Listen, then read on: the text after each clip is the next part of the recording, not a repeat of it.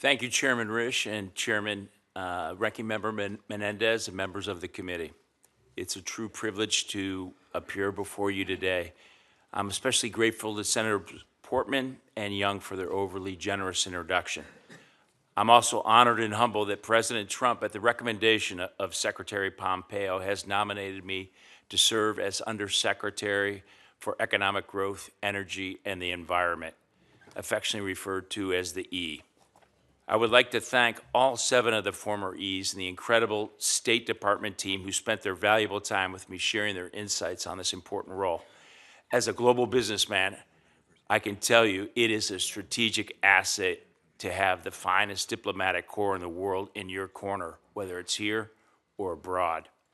I also want to thank my family for being here today. My dear wife, Meta, who's a Georgetown lawyer and serves on their board, and our 5 children, Monica, a marine biologist, Steve, a spacecraft design engineer at NASA, Carter, a Silicon Valley tech entrepreneur, and our 7-year-old twins, JD and Emma, whose courage, kindness, and sense of justice inspires me every day.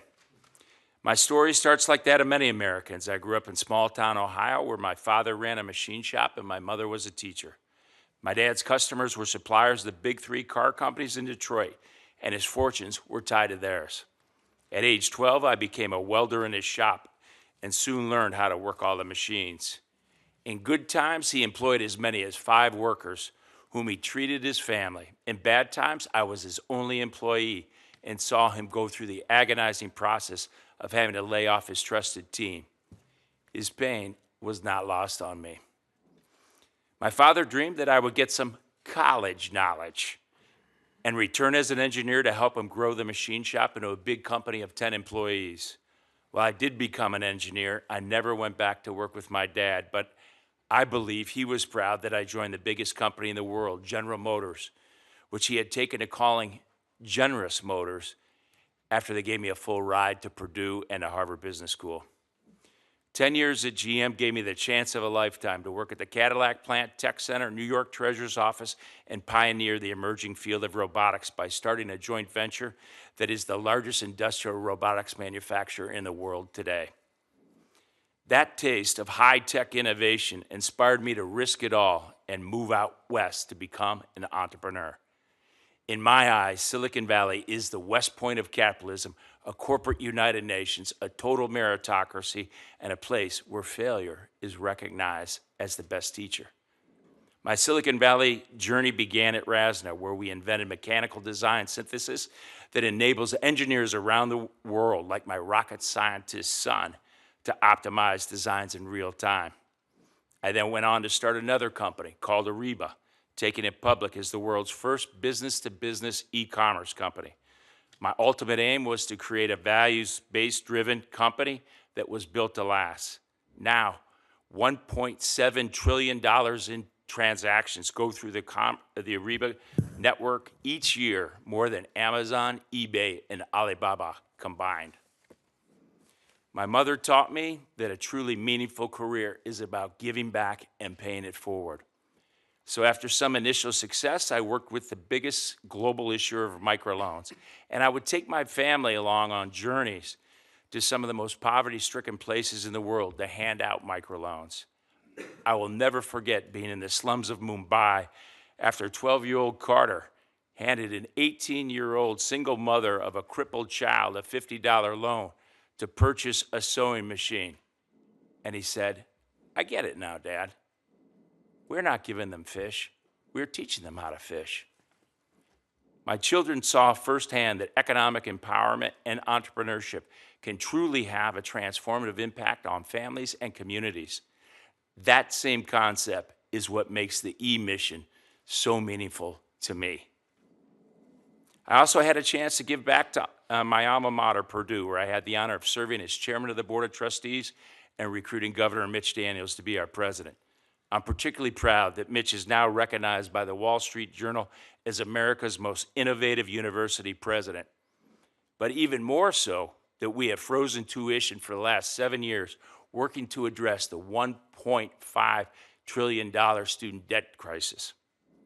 I eventually went back to building another company called DocuSign. And after recently completing 10 years, it's now a public company with more than 400 million users in 188 countries.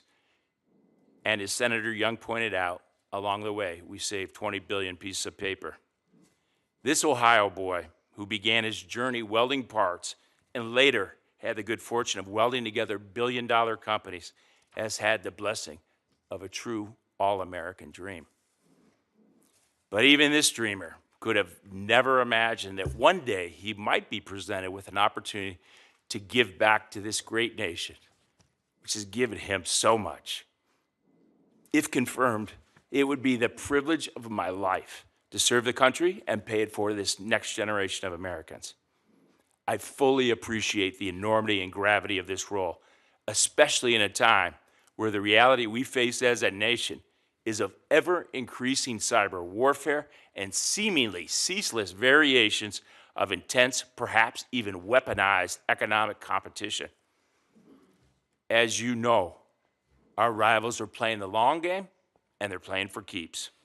A four-dimensional game of economic, military, diplomatic, and cultural chess with little respect for human rights, intellectual property, international law, transparency, the environment, or sovereignty of nations.